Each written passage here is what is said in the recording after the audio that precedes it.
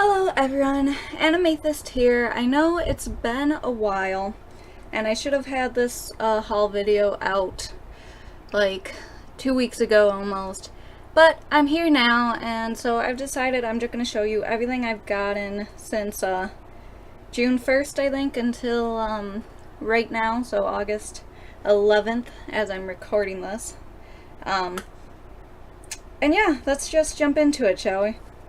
So starting things off, I have Yona of the Dawn, Volume 7. Oh, that's right, I forgot to say, I'm going to try doing these haul videos this way, since someone had recommended that I try doing them this way, so I'm just going to try it out. Tell me if you guys like it or not. Depending on feedback, I'll go back to face cam or whatever, but yeah, so Yona of the Dawn, Volume 7, with Jeha and Yona on the cover. I absolutely love these Yona of the Dawn covers. They're so gorgeous. And the backs of them are like just as gorgeous. It's great.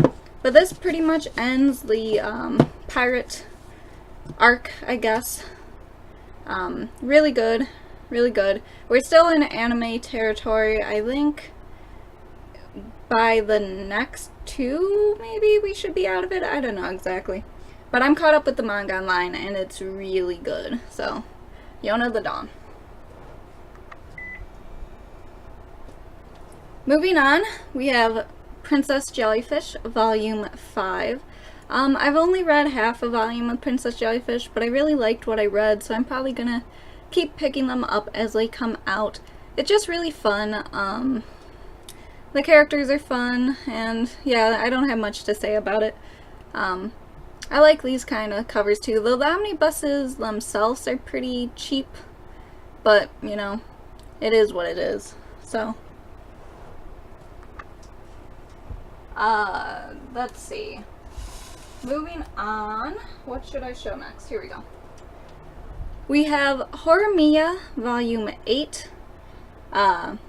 I love Horimiya. I'm on Volume 4 right now. It's really good. The characters are amazing. Just, you know, it's just a fun romance kind of slice of life story. And I'm not a big fan of romance. So, I am if it's done well, but a lot of times I don't care. But, yeah, this is done really well, and I recommend anyone check it out, even if you aren't a big fan of the genres of romance, slice of life, because it's definitely worth it. Very fun. Okay, moving on to some sports series I have picked up. We of course have Haikyuu Volume 14. Haikyuu is probably, like, I go back and forth between Haikyuu, iShield 21, and Kuroko's basketball for what my favorite sports series is. But if I had to be, like, objective about it, taking out nostalgia and subjectivity and whatnot, I'd say Haikyuu is probably the best out of them. Like, the characters, the story, how they portray the sport is all just, like, some of the best I've seen in the genre. And I absolutely love the sports genre. It's one of my favorites, so. Yep, Haikyuu 14. Moving on to another sports series pickup, we have Kuroko's Basketball, Omnibus 7, I believe. So we're halfway through the series in these omnibus forms. We only have about 7 more, right, until it's over. I keep hitting this figure, so I'm going to move it a little. Yeah, no, Kuroko's is great, even though I'm kind of, I don't know, even though the ending wasn't the best, I still love Kuroko, and Almine on the cover is my favorite character, so I really like this omnibus book. Even though people complain about them for being flimsy or whatever, cheap, I think they're good. I think they're okay, or good enough. It's better than the alternative, not getting it at all, which seemed like it was likely, honestly, but at least we're getting it. Alright, moving on, we have my all-time favorite, you probably already know what it is, One Piece Volume 83. This cover, let me tell you, I absolutely love it. For some reason, I'm not the biggest fan of the color pink. My favorite color is red, though. But, yeah, I'm not the biggest fan of the color pink. But for whatever reason, like, all the One Piece volumes that have pink as, like, the main color are, like, gorgeous, in my opinion. Like, they're all really good. Like, volume 80 was like that, too. But anyways, yeah, so this is getting into the nitty-gritty of the Whole Cake Island arc. As you can see with Big Mom, and got Praline, Brûlée, Perospero, Crocker, Opera, Mount d'Or, and Chiffon on the cover there. I also love Luffy's outfit for Whole Cake Island. But, yeah, this arc is really great. I really like it a lot. It helps that Sanji is my favorite character, and yeah, we're 83 volumes into One Piece. That's pretty amazing to me. I can't wait for the next volume, though. That one is the one I've been looking forward to for a particular reason that you may, or that you could expect. But yeah, so One Piece, volume 83. Moving on to my other favorite shonen, we have My Hero Academia, volume 9. So this kind of really starts the school trip arc. I mean, it started a little in volume 8, but not really enough at all. But yeah, so this has the majority of it, except the ending. And let me tell you, this is one of my favorite arcs. Bakugo is my favorite character, and so it being somewhat revolving around him kinda is nice. I also love this cover with Muscular and Deku, and just the purple. I like purple covers too. But yeah, it's really nice. Which reminds me, I guess I can show this off now that I'm talking about My Hero too. I got a little Bakugo pop figure the other day, so that's nice. It's pretty adorable. I just put that by my Hero volumes. But yeah, so My Hero Academia volume 9. Moving on, we have Assassination Classroom, volume 17. I almost said 11. I love Assassination Classroom. It's one of my favorites too. It's not like my all-time favorite, but I really enjoy it. The anime especially. But yeah, so Assassination Classroom, volume 17. Fun fact, this is my only volume of Assassination Classroom. I hope to change that. Probably not anytime soon, though. Because I don't know if I'm going to be picking up that much the rest of this month, or even in September, even though it's my birthday month. So I doubt I'll get any more recently, because I've been spending too much money, so I'm trying to cut back. But yeah, so Assassination Classrooms, volume 17. This takes place during one of my favorite scenes, in the anime at least, or arcs. The Civil War arc, I think it's called, but yeah, I really like Assassination Classroom, and I just dropped it. So, there you go. Next, we have Magi, volume 25. Absolutely love this cover again. I feel like I'm saying that a lot, but it's true. I think her name's Koren, right? But, yeah, I like Magi quite a bit, but for some reason I just have trouble, like, really getting into it for whatever reason, even though it's totally up my alley. But this is all stuff I've said before, so yeah. I don't have much to say about it otherwise. I'm still picking them up, especially since it's finishing soon, and I'll probably just wait until it finishes to just reread the whole series. But yeah, Magi 25. And coming up, we have Attack on Titan volume 22. One of the only Attack on Titan volumes I have. I only have 1 and 2 besides it. But I wanted to pick this one up because this is just a beautiful cover. I am caught up online with Attack on Titan. I just need to read the most recent chapter 96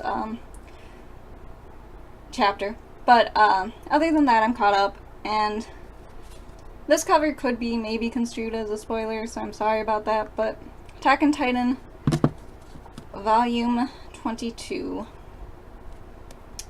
Nice. Moving on, we have Volume 3 of Platinum End. This volume cover is probably my favorite. It's absolutely gorgeous. I need to catch up on Platinum End. I'm on Volume 2, I think. But yeah, it's really good. The spine is awesome. The sparkle effect is great, as always. But yeah, I don't have much to say to it. It's okay. It's nothing amazing or groundbreaking. I mean, Death Note and Bakuman still outclass it so far, but it's good. Nothing unique or original, though.